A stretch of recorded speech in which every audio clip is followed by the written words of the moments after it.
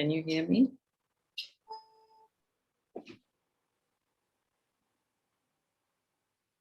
Sister Jayanti, can you hear me? Yes, I can hear you. Okay. So a warm welcome to you and a warm welcome to everyone. And the song was saying that it's the song of love, and whoever wants to hear it. And so every day Baba sings for us the song of love, the Murli. And we want to hear, Sister Jayanti. It's really interesting how Baba says we imbibe with the intellect, and yet we're not imbibing practically. So I'm really looking forward to hear your take on that. Thank you. Om Shanti. Om Shanti Arunaben, and Om Shanti to all my sisters and brothers across the world. It's lovely to connect with you again. And I was also asked to mention just a very practical detail. As you all know, on the 11th of March, Dadi Gulzar flew to the Subtle region. And then, of course, there were meetings to see what would be the next steps and who would be appointed the spiritual and administrative head of the Brahma Kumaris and so on. And there's a natural progression that happens with all of this, because the divine constitution that was created in 1969, immediately after Baba became Avyakt, and everything was checked with Avyakt Bapdada, of course. So it's the next one, the additional chief who becomes the head. And so that's what happened with Dadi Prakash Mani when she and Didi were appointed. Then Didi left and Dadi Prakash Mani continued with the whole team. And then when Dadiji left, then Dadi Janki, and then after that, Dadi Gulzar. And so now it's Dadi Ratan Moini who's the chief. But before we could get to any further details, meanwhile, then Ishudadi flew away also. So it's taken a little while to settle things, because in between COVID and all the things connected with that. And so it's very good news. But yes, Dadi Ratan Moini is the chief of the Brahma Kumaris. But the additional chief of the Brahma Kumaris is Sister Mohini from New York. And why I say it's especially wonderful is because she has a lot of experience of Bharat, and of course, sustenance from Baba and Mama. But of course, she has a huge amount of experience of the world outside Bharat also.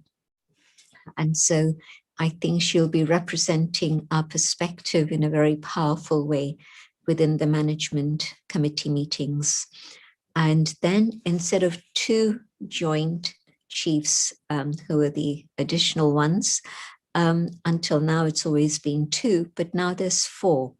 And so Moini Ben, the additional chief, and then the joint chiefs are Muni Ben, Dr. Nirmala, and Shashi Ben, and also Santosh Ben. So you have the three campuses represented, but also Santosh Ben with a very wide experience of Bharat. And of course, Dr. Nirmala, who 12 years now, the director of Gyan, but also, of course, a huge amount of experience of Bharat, outside Bharat in the Western world, Australia, and then Asia Pacific, but also traveling continually everywhere. And so this is the new structure. And of course, within the regions, the system continues as always. And Sudesh Ben is also returning on the 4th of June to join us back in London again. And so things are set in place. So let's see how drama moves. And like Baba reminded us, we have to move faster than time.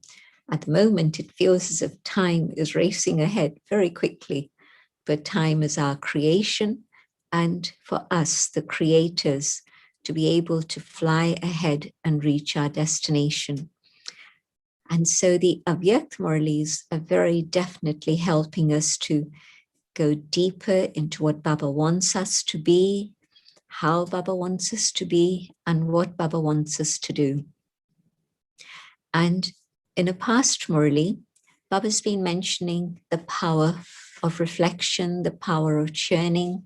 And so it's been coming up in several Murlis. And Baba said, I'll take it up further. And so in this Murli, Baba has taken it up in a lot of detail. And so Baba began by saying that the jeweler has come to meet his very precious jewels, all of us. And so on the one side, we are Baba's heroes, diamonds, the jewels. But also then Baba said, Baba the jeweler has been sharing invaluable points of knowledge, jewels of knowledge with all of you. And Baba seeing that although the giving is to everyone all together, the absorption is different. And of course, last time also Baba spoke about knowledge in the intellect and knowledge in the heart. And so again, it was a continuation of that and clarification of that further. And so some take all the jewels and they fill themselves with those jewels and they use them in their life at every moment, whether for themselves or for others, and share them with others. And so the value of these jewels multiplies. And as this happens, the soul itself becomes overflowing. And then there are some who take these jewels and they appreciate them, and then they keep them in the locker, the safe of the intellect, but they're not usually applying them in their life. And so when they hear points of knowledge, they feel a lot of love, a lot of intoxication, and then the external situations of the world take over.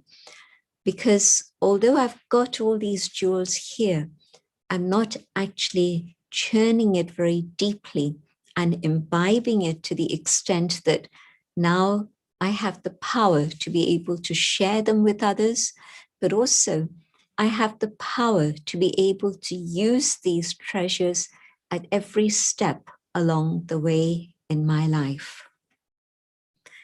And Daddy often used to say to us, you all have a lot of Gyan, but I don't see many of you using that Gyan in your life. And so does my life actually reveal what it is I have learned from Baba? Or is it that Baba's teachings are one thing and my life is whatever else it is? Or maybe sometimes it's a reflection of what I have learned. Sometimes the two are very different. Baba often talks about the scriptures of India, but as soon as I started hearing Baba in this particular Murli, many of you would have read the Old Testament, the New Testament, and within that, the parable that Jesus gave of the talents and how the talents are given to each one, and some will use those talents and multiply them and bring them back to God.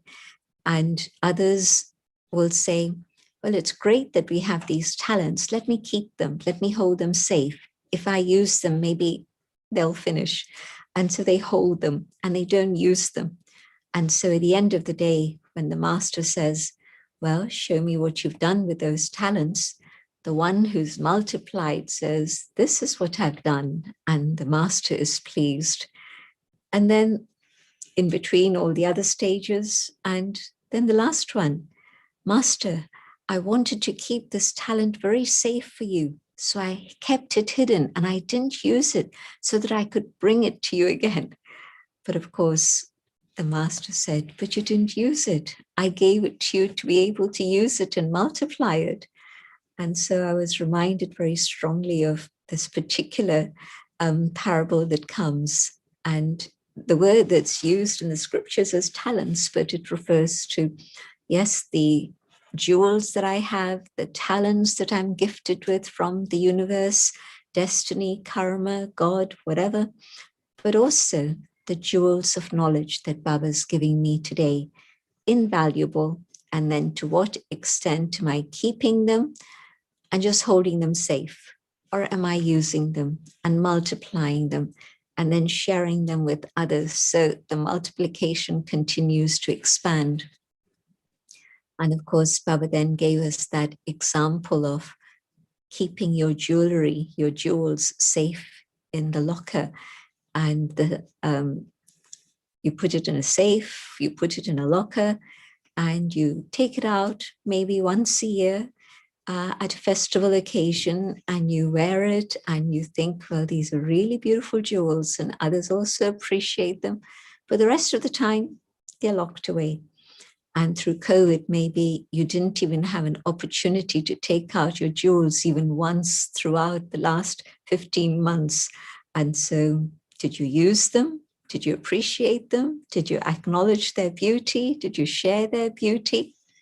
They were locked away. And so neither did they give you the experience of happiness, neither did they give you any other comfort. The only thing was you knew that, okay, that jewelry is safe. It's jewels sitting there, but they weren't put to any value, any use at all. And Baba used the example, not only talking about Baba's knowledge as the jewels, but also Baba's knowledge as light, Roshni. And then Baba's knowledge as power.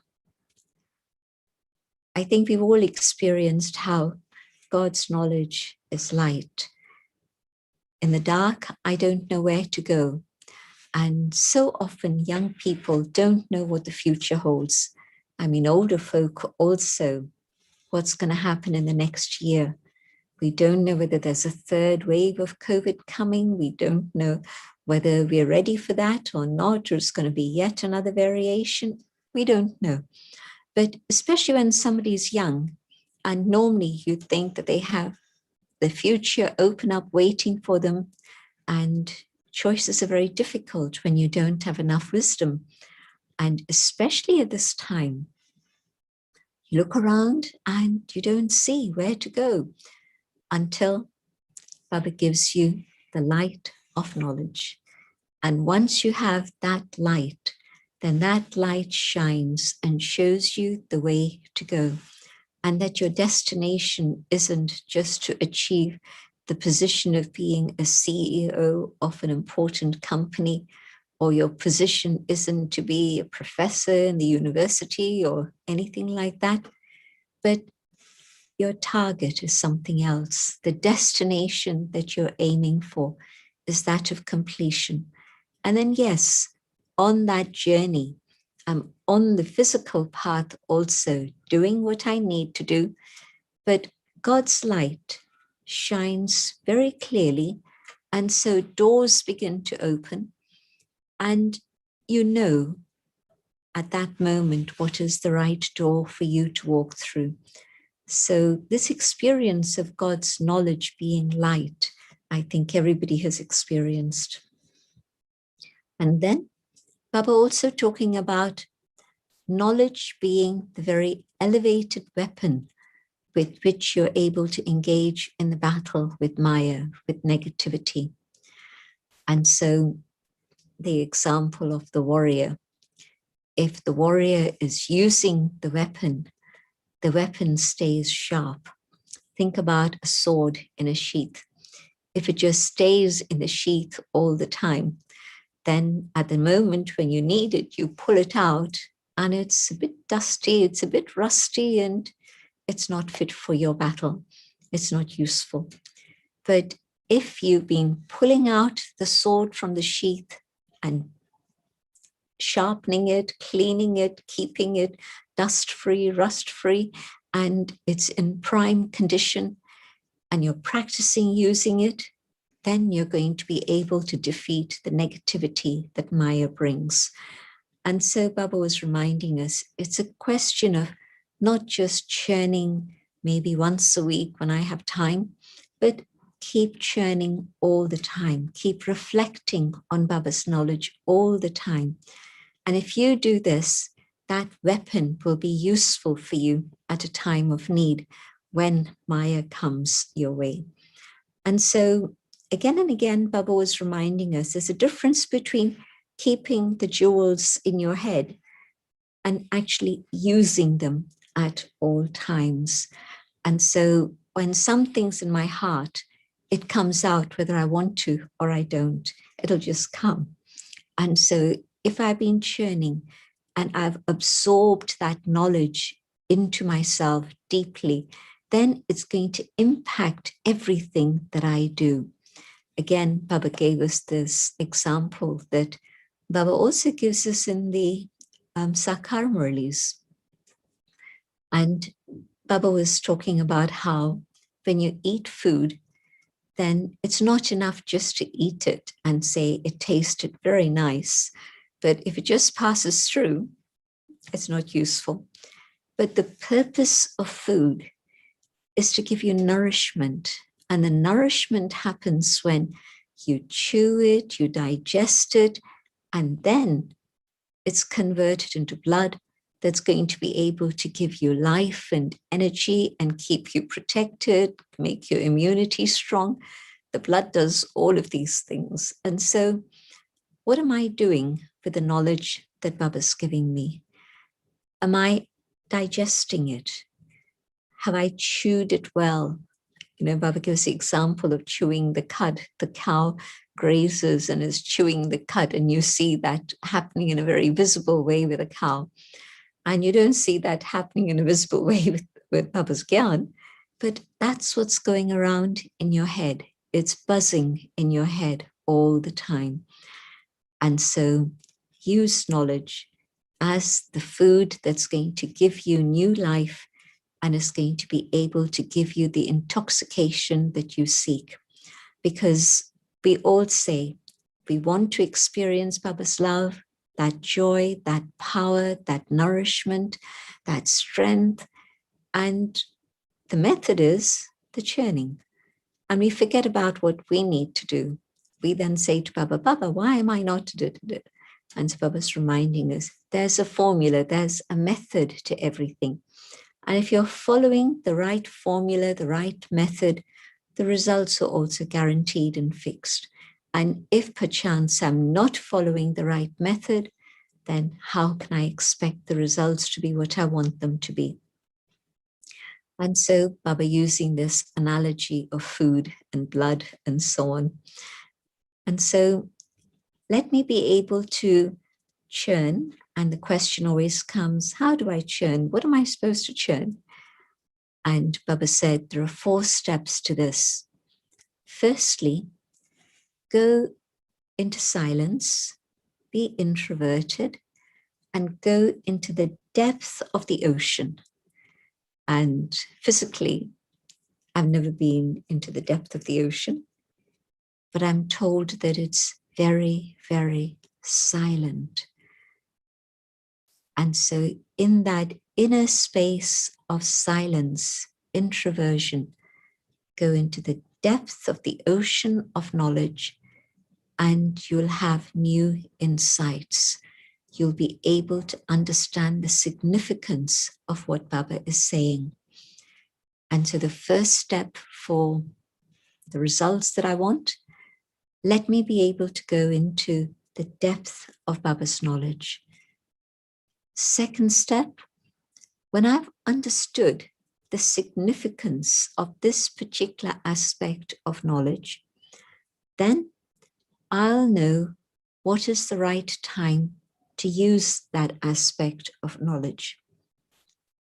And then thirdly, I'll also know the right method to approach the situation with that aspect of knowledge.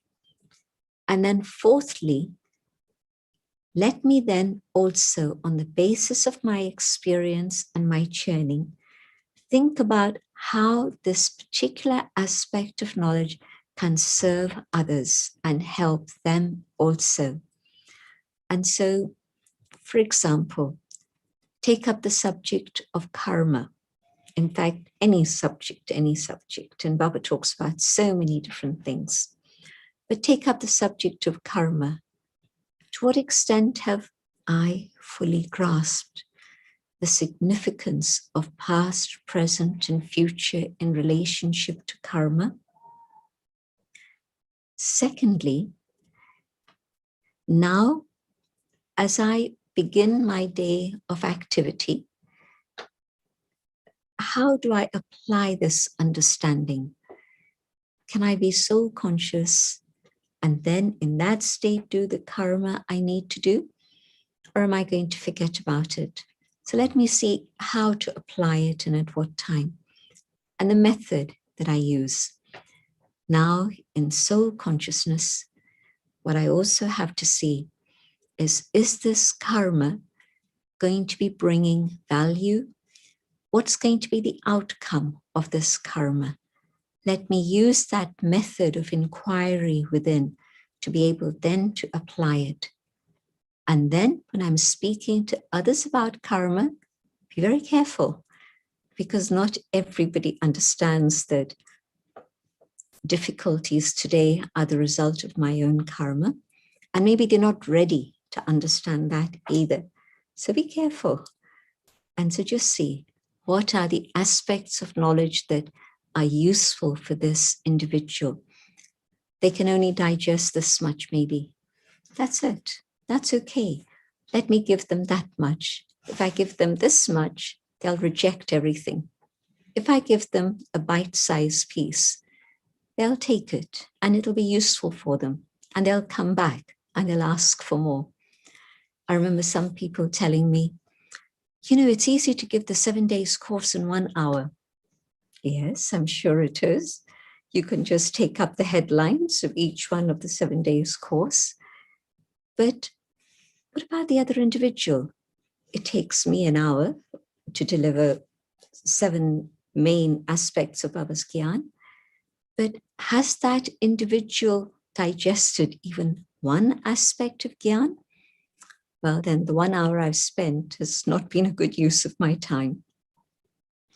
Baba also spoke about, once I've done this process on the inner level of asking myself all of these questions, then let me experiment with Gyan.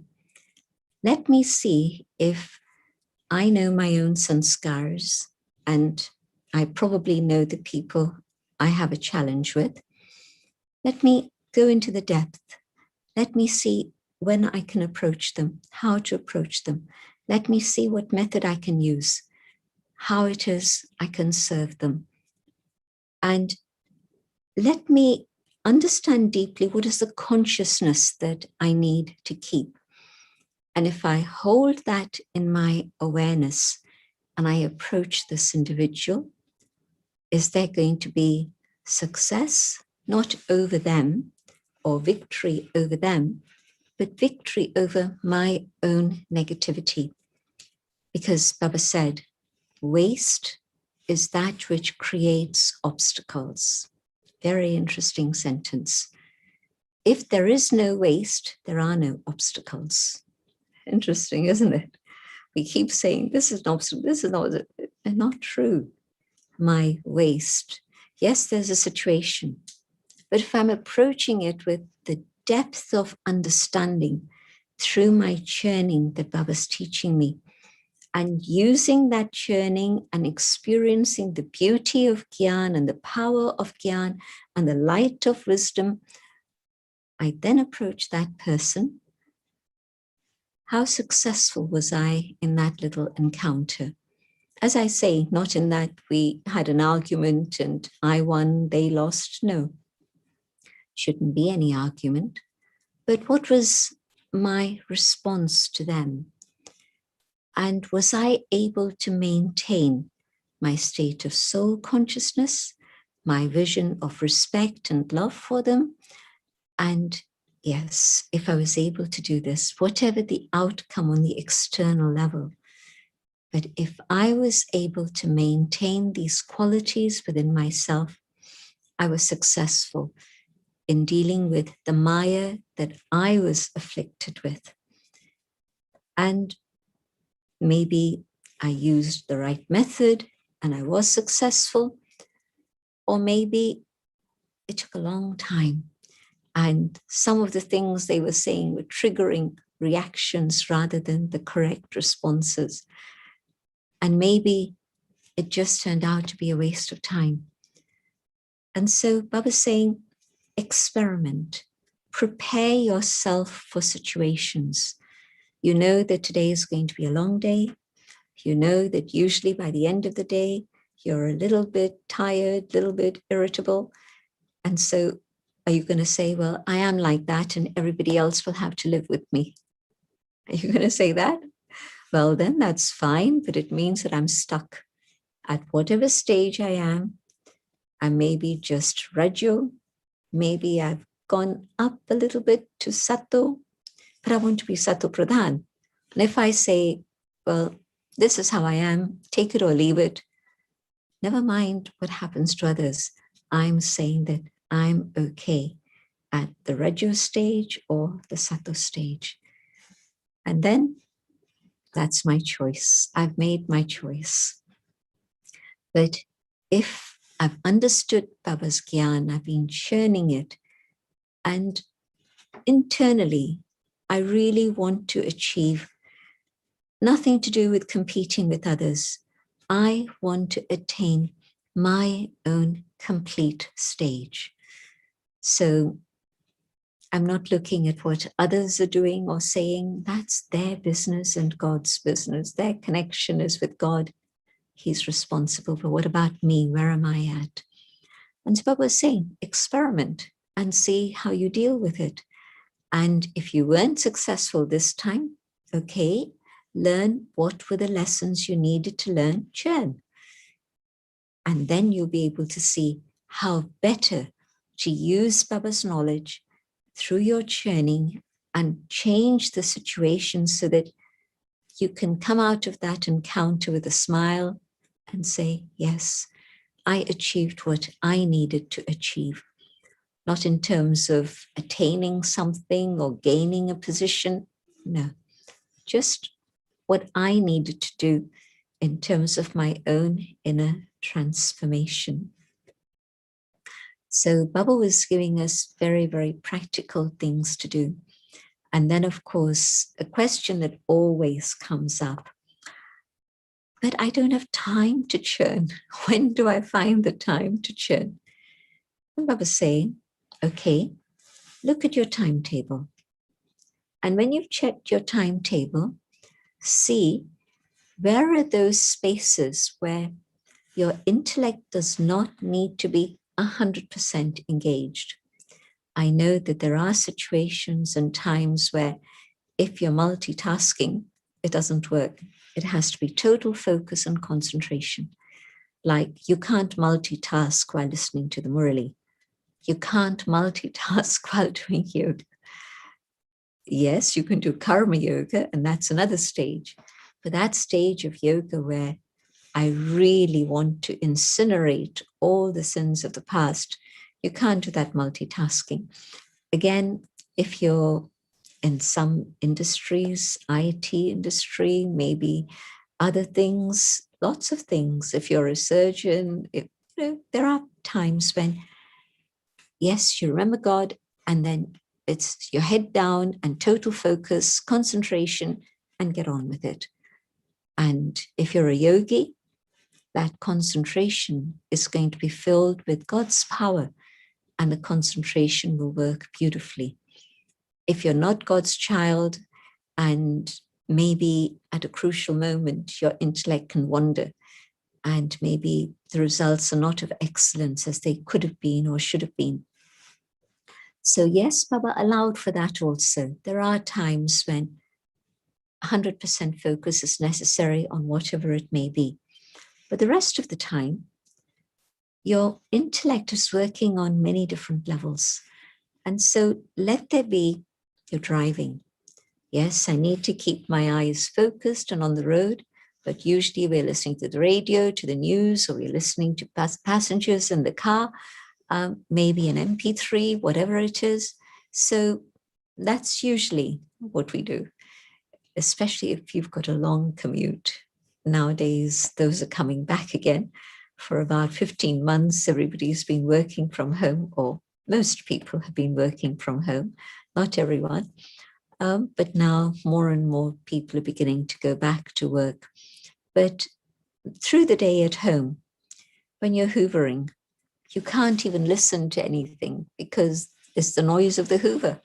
And so that's a time when you're cooking, when you're washing up.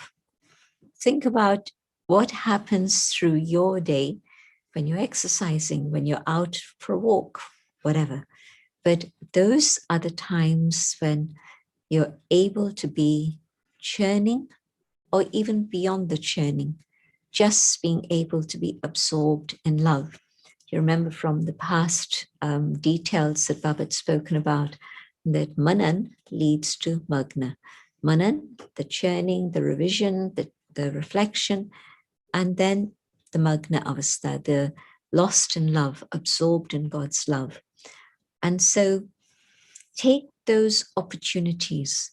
Don't think that, okay, now I have half an hour. And then, of course, there'll be a phone call that interrupts you. There'll be somebody who calls and says, hey, I need your help.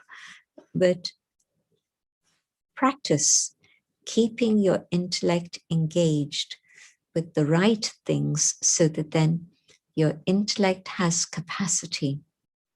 It has the power, it has the light, and you're able to do what's going on the external level, but you're also moving forward on the inner level.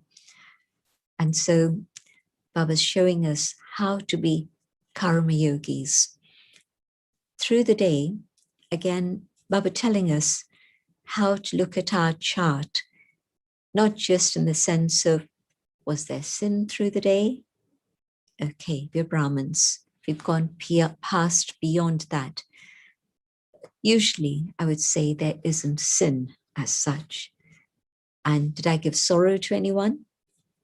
Again, most of us are very aware of the repercussions of that. And so we're careful. And maybe the percentage of that has really, really decreased. And I don't talk to people in the way I used to before. So I've come a long way. And maybe I can tick that box and say, no, I didn't say anything of giving sorrow to anyone or do anything. But was my day ordinary? Was my day wasteful in certain matters? Somebody said to me that they wrote me an email and they said, before I came to Baba, I was a dancer and I was very interested in choreography. And so once a week, there's a special show that takes this up. Is that a waste of time? And so you think about it and see what answer you would give. And my response was, if you keep your mind silent, and Baba will give you amazing experiences of dancing, Baba will also show you how to be very creative if the task that you have in service is teaching others and doing choreography. You will learn from that. But watching a show on TV, maybe you watch it once a month instead of every week, and it'll be enough. You don't need to watch Lokik things every week because you don't know what direction they're going in, how much body consciousness there is, and all of that comes into action. Well, you can imagine. So just check, what is the leakage point? Because what Baba is saying is something that's in everybody's hearts. I would love to experience more of the seed stage. I would love to experience the angelic stage that Baba's talking about. How come I've never experienced these things? Or maybe I've had a little glimpse of this, but I'd really love to have a deeper experience. Or maybe from time to time, that experience comes. But like Baba said, it comes after a lot of effort, a lot of attention. Can I make it more natural? Can I make it easier so that it's part of my life? And Baba's saying, yes, you can, but cut out the leakage. And last week, Baba defined the leakage as all the distractions that pull me away from my connection with one. And so when I'm keeping my chart in the evening, it's not just those baby questions. So did I sin? Da, da, da. But was I elevated in my thinking? Was I able to be powerful in my stage? Was I able to be a karma yogi instead of just engaged in karma? Baba's point was that ordinary thinking is when you're just engaged in the karma that's assigned to you. Of course, I have to do what's assigned to me. I can't say, okay, let me put down tools and just sit and remember Baba. No, I have to do what I need to do. Otherwise, I'm incurring karmic debts. I'm here to settle, not add on more. And so I do the karma that I need to do, but I do it with elevated consciousness, elevated thoughts connected with Baba. Neither have time for any wasteful thinking, and certainly no time for ordinary thinking, but to do the task and keep the mind very elevated. We used to see Dadi, and when she'd go into the kitchen and she'd give drishti to the team that was working there, and she would then go to where they were stirring the pot, and she would pick up the ladle and she would stir, and you could see what she was doing was filling that pot with God's love, with God's power, through her remembrance of God. There was a little video that got circulated a few years ago, and Hansaben had done something to her hand, and she'd had some surgery on her hand. And of course, Daddy had the expertise of being a nurse for many years. And so she picked up this bandage and she was bandaging Hansa's hand. And it was expert. There wasn't a wrinkle that was out of place in the bandage that she put on Hansa's wrist. But she did it with such love. She did it with God's remembrance, God's love. And so the healing that happened wasn't just the medication, but it was a healing power of love. So whatever it is, laundry, you've heard the famous story of Baba in the mountains in Abu, where now there's the meditation hall, but there was just rocks there. And this would have been in the early 60s probably, when they came to Pandapavan. And you see Baba in his vest and his dhoti, and he's squatting and he's, doing whatever needs to be done with the clothes. And it's a classic photograph that I'm sure many of you have seen. And the story behind that, of course, is that Baba was doing all of this, and they say, Baba, somebody's come to see you. And Baba says, bring him in. And they think, well, Baba's doing the laundry, and how can we bring him in? But anyway, they brought him in front of Baba, which was a very good thing because, of course, Baba's drishti melted the soul, and he asked for forgiveness. He'd come with wrong intentions, and that was a story. But karma yoga, the karma was very basic, very simple laundry. But Baba's thoughts weren't, I'm doing the laundry. Baba's thoughts were with Baba. And Baba's thoughts when this individual came, just to give him Baba's light and love. And so magic happened. And so not just magic in that way, but whatever it is we do, can we fill it with that higher consciousness in which it's karma, but it's also yoga at the same time. And then Baba will say, yes, this is my karma yogi child. Otherwise, all of us have a tendency of doing, and we like to do things to the best that we can. And so maybe the best is very nice and it's good, and everybody will appreciate and say, this is good, but it doesn't go onto my credit of karma yoga. And so Baba reminding us, but also if this is the way that I'm serving through the day as a karma yogi, then when I have the chance to sit with Baba, I'll fly. I'll fly to that stage of being the seed and have deep, powerful experiences and realizations. And I'll experience the angelic stage as being a natural progression of my effort here. And so I'll be able to experience that also. So the experiences that we really would like to have, we have to see what are the leakages.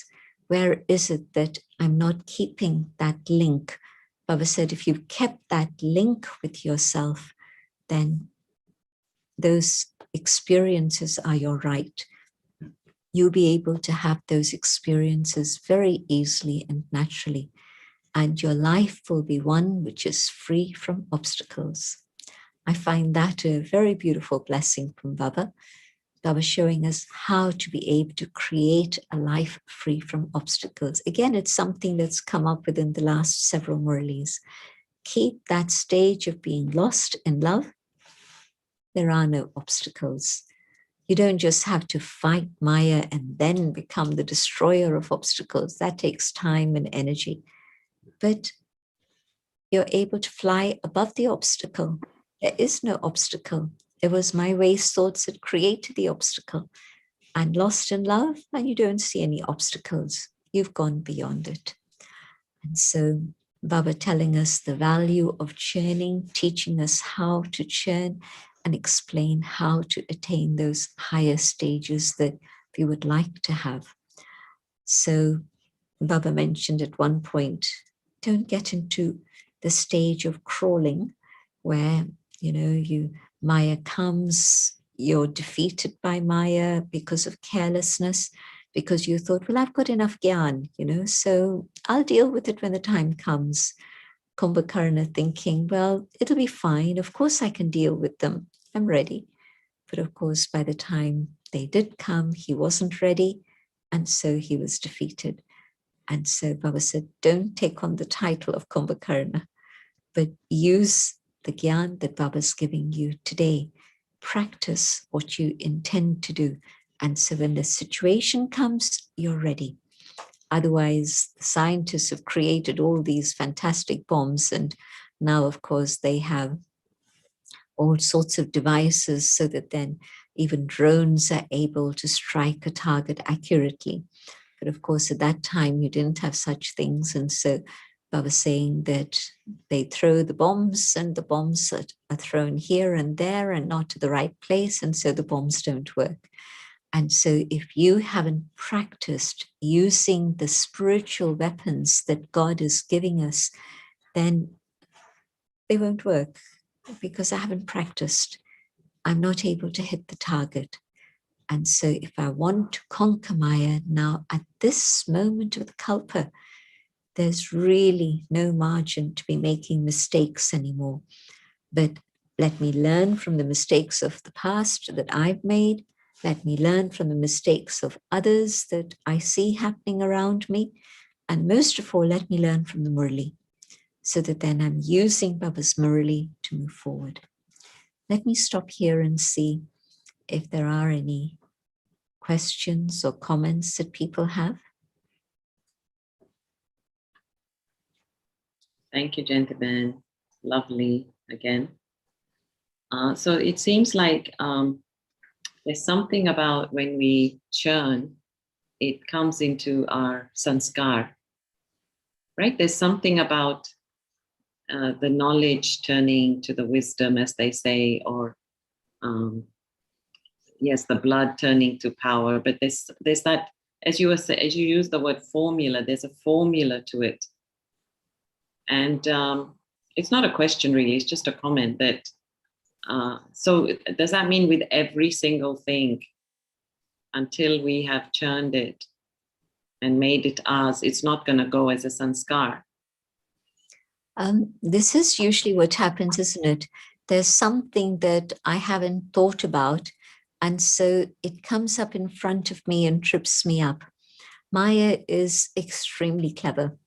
Maya knows my Achilles heel, where it is that Maya can get me. Maybe it's my ego. Maybe it's a little bit of greed that still remains. Maybe it's my attachment. So if I haven't churned deeply, for example, I know that attachment is my problem. I get attached to this one or this one or this one, whatever. And it's taken me a long time to deal with all of that. And I remember all of that, but yet still, again, there's something that pulls my attention. And so let me spend time just exploring this one aspect.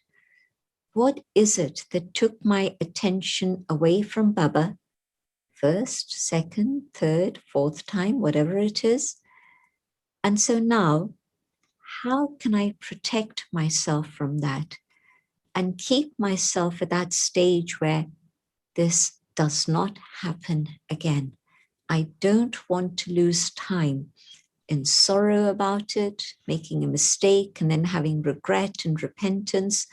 And so if I've thought about it deeply on the basis of Baba's Gyan, keeping Baba in front of me, I'll understand how to protect myself from my own weakness.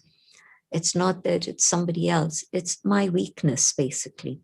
And so once I've understood this and I've experimented, then I'm protecting myself, and that Gyan is I've made my own through my experiences and through all the things that Baba's telling me.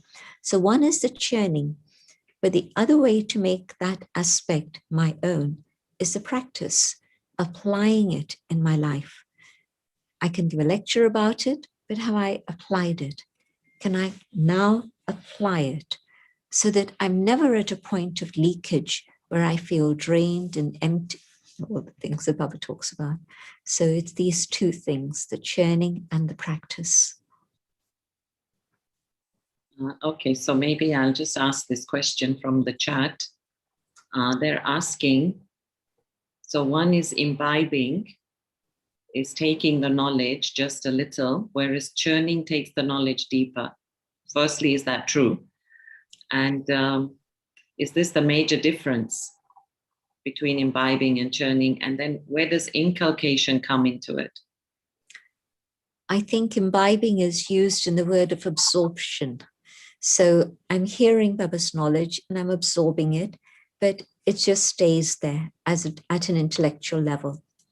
When I begin to go into the depth of it and apply it in practice, that is dharana, that is inculcation.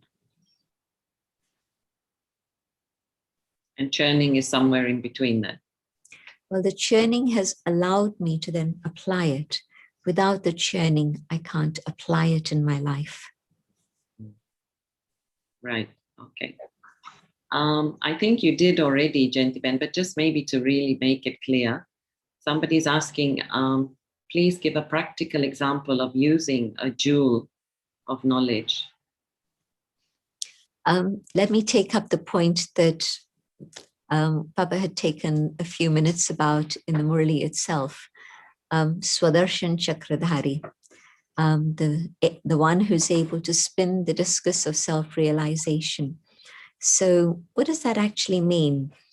I've heard Baba say it, and yes, I understand golden age is X years, is so many births, silver age, and all the rest.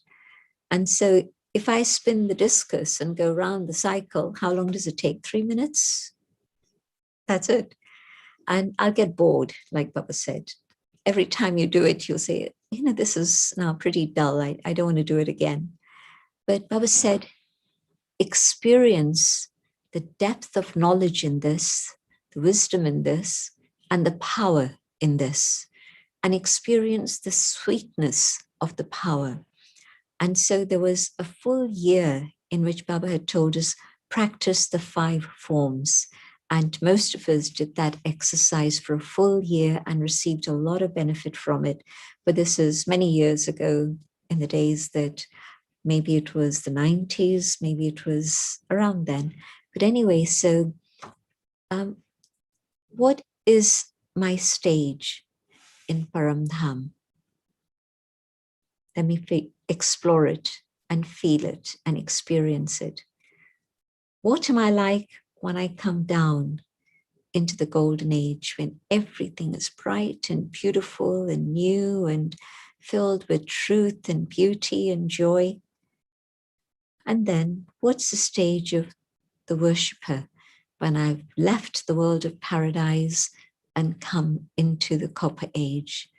What is that stage that I go through at that time? How do I go through that period of search? And what am I experiencing at that time? My love for God has emerged, but I'm not able to find God, and I hear 1,000 falsehoods about God. What did I go through in that period? But now, Sangam Yug, Baba found me, Baba told me the truth, the joy of the third eye opening, my new birth and my revival as a Brahmin again. And the next stage that's just ahead of me, the angelic stage. When I go through the cycle in this way, experiencing the truth of this and allowing those feelings of that period that are latent within the soul, as I emerge those, not only are they very sweet, they're filled with great power.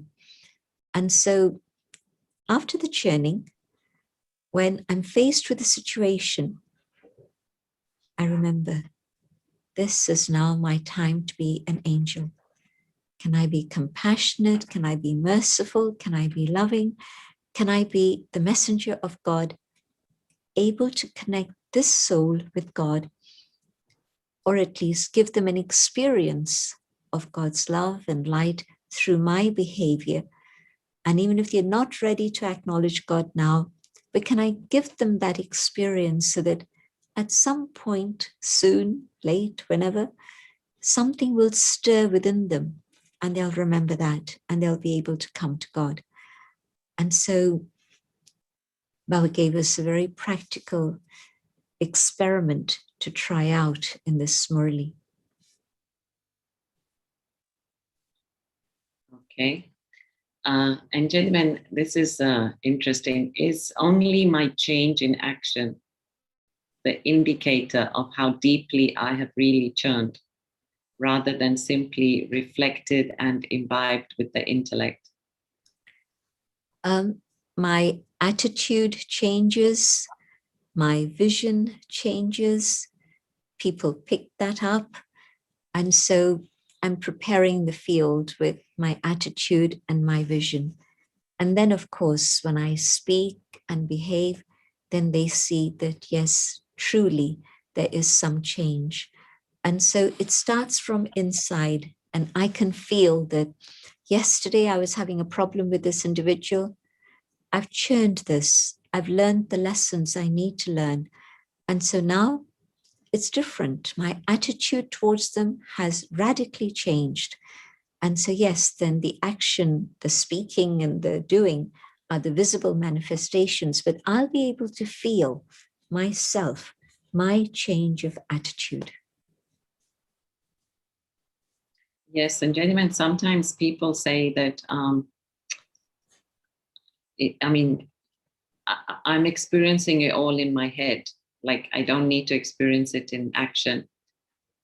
I think you kind of touched upon it a few weeks ago too, where one goes into silence too much. And, you see, there's an inner world going on, and they feel no need to express in action. How am I going to do the good karma that I need to become karmatit? I'm not going to be karmatit just through silence alone, but through transformation of karma and an accumulation of good karma. And so, yes, if I say I only want to be in silence, let me sweep the floor in Baba's house, let me spend the whole day cleaning the cobwebs in the bathroom, let me do all the karmic things that I need to do. And yes, I can stay in silence, I can accumulate all that good karma. But to sit in a corner and accumulate just silence is not going to make me karmatit, that's for sure. I won't even know what's going on in my own sanskars unless I'm out there on the field of action. And even if I'm in silence as I do all the things that I've described that don't need communicating with anyone else, I see that this needs to happen and I get an indication that yes, nobody else is doing it. Let me go ahead and do it. And I can carry on doing a lot of good karma like that. But to just sit in a corner and look at my navel, well, that's not what Baba's talking about. It's the silence of the mind, isn't it? Yes, correct. Okay, somebody's asking, should churning of knowledge be counted as meditation in our daily yoga chart? Baba's explained churning is separate and yoga is separate, but the churning enables you to come to the stage of yoga naturally and easily, which otherwise you would be struggling with. And so even if it's not a figure you put in your chart, but understand that it's the foundation for putting a figure in your chart. And so whether it counts or doesn't count, it's not really a factor. You know, Baba isn't going to look at your chart of 8 hours yoga or 3 hours yoga or things like this. Baba's going to see to what extent you've become Sato Pradhan. And so I could have sat for 5 hours on my own in a corner somewhere, but I haven't actually gone through the process of cleansing. So what's the difference? But if I've gone through churning and through that, I'm a karma yogi, my thoughts are connected with Baba, then the karma finishes. And then, yes, at the prescribed times, I'm there sitting with Baba, then I'm going to be able to have very powerful yoga. And so that's more important than categorizing things. I think Baba gives us all these methods to use as a guideline for us, not to get stuck onto. Okay, gentlemen, we have a few interesting questions. If you could just give a couple more minutes. How should we deal with a contrived situation where someone is trying to provoke you into a response? You have to know what your limits are. And if you can only manage to be with them for 10 minutes, then at the end of 10 minutes, you say to them, I'm sorry, I really need to leave you now. And they can't do a thing about it, whether it's on the phone. I know that somebody was on the phone with another person for about an hour, and half of that time was a lot of aggression. And a very experienced person said, but you don't have to do that. Once you see that the conversation has become negative and aggressive, after 10 minutes, you can very gently say, I'm sorry, I don't think I can handle this. I'm going to now put the phone down. Or if they're physically in front of you, again, you can very quietly and gently say the same and walk away. And so if you can manage half an hour, hold on and fine. But the important thing is, what is my stage? I mustn't let go of my own dignity. Okay. And sometimes we're putting our talents forward for service, but they're not being recognized. What to do? Do we just stay in our self-respect or believe in drama? There's 1,000 things that one can do. It doesn't mean having a platform. It doesn't mean being on the stage. I can do some writing instead of speaking, or I can help if people here don't need my help. Is there somebody else who needs my help in IT? If that's my skill, you don't have to just sit back and say, okay, drama, and be upset and sad about it, because definitely you will be upset and sad, but there'll be another avenue opening up. But maybe it's also a signal that I need to do some cleaning inside. I need to let go inside of something. And so when I've done that, then I'll be ready for service. I remember there was an individual who was in a different country, and they came to see Dadi in London. They especially came. And they said to Dadi, I have all these degrees, and I feel that People are not acknowledging them. They're not using them in service. What can I do? Daddy said, first forget that you have these degrees. While you think, these are my degrees, why aren't they being used? It's your ego that's saying that. So first, forget that you have these degrees, become God's child, and you'll see the doors of opportunity open in front of you. Okay, just 2 questions, gentlemen. I think we'll have to ask this one because the person says, please, sister, help. So suppose we end up doing something we actually want to avoid, then how can I overcome that? If I end up doing something that I thought I didn't want to, go back to the Murli. And Baba said, you know what is your weakness and you don't want to get into that trap. Practice what is the aspect of knowledge that you can use to deal with that situation so you don't fall into that trap. So it means knowing myself so well, asking myself, well, why do I want to avoid this? What is the reason? Is it laziness? Is it carelessness? Or is it really that it's some weakness of mine that I don't want to allow to manifest in my life again? And if it's the weakness, and if it's carelessness, laziness, let me deal with that also. But especially if it's a weakness, let me see what are the aspects of knowledge that Baba has taught me that I've got in my head. I don't need to go to the book. I've got them all in my head. Let me emerge them and let me practice using them. Then when that moment comes, when that situation appears in front of me, I'll have prepared and I'll be ready. Okay, gentlemen, last question. If you could just say in a few words, any tips for remembering the Murli points? Because some find it difficult. Just take a few. Don't try to think of the whole Murli. Just take a few that really touch you. And you'll find that Baba used a lovely expression. When you think of the knowledge, then you're coming closer to the bestower of the knowledge. You're appreciating the bestower even more.